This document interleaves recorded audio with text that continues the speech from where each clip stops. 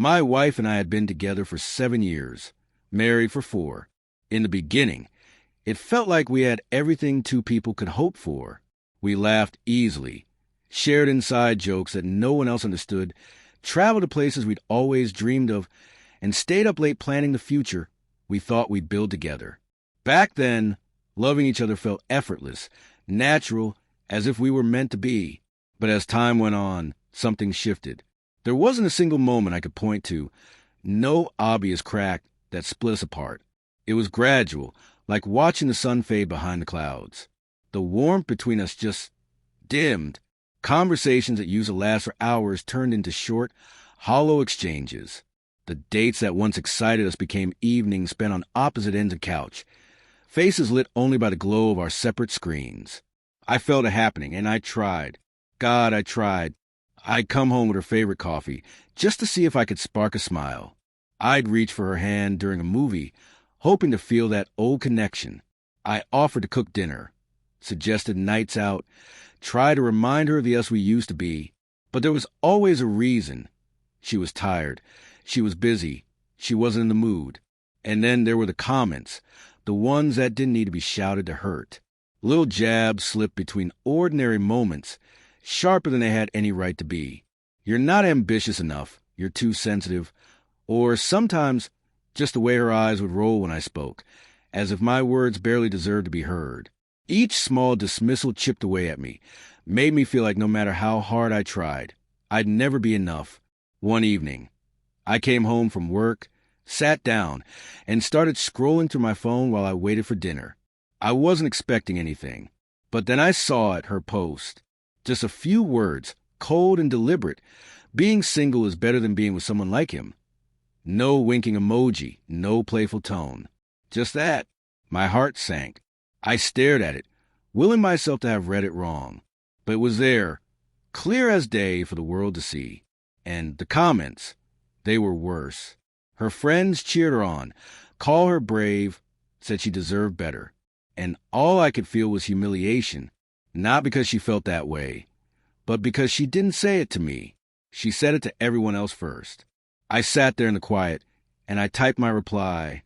Just 3 words. I agree. No argument. No anger. No explanation. I put down the phone, stood up, and walked to the bedroom. I pulled out my suitcase and started packing. No drama. No shouting. I took only what I needed. Some clothes, my documents, my laptop. I slipped my wedding ring off my finger and left it on the dresser. There was nothing left to say. I didn't leave a note. I didn't slam the door. I just walked out. The next day, I closed our joint accounts, made sure everything was split fairly. I wasn't interested in revenge. I just want to be done.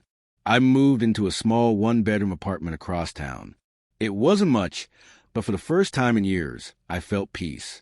I could breathe without feeling the weight of constantly trying to fix something that had been broken for far too long. At first, she said nothing. I thought maybe she was relieved I'd finally left. Maybe she'd been waiting for me to go. But then the messages started. Where are you? Why did you leave like that? Then the anger came. You're a coward. You embarrass me, I'd reply. There was nothing I could say that hadn't already been said, without words. Weeks passed.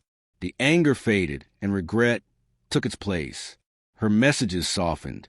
She asked if we could talk. Said she didn't mean to post the way it sounded. That she was upset, just wanted attention. But it wasn't about that post. It was about all the times I sat beside her and felt utterly alone.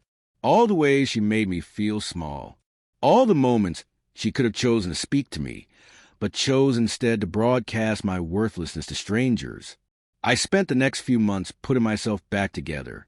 I started going to gym, ate better, called up friends I'd lost touch with. I picked up old hobbies. I laughed more. I slept better. I even started dating again. Slowly, I stopped feeling broken. I started feeling alive. Months later, she asked if I'd meet her for coffee.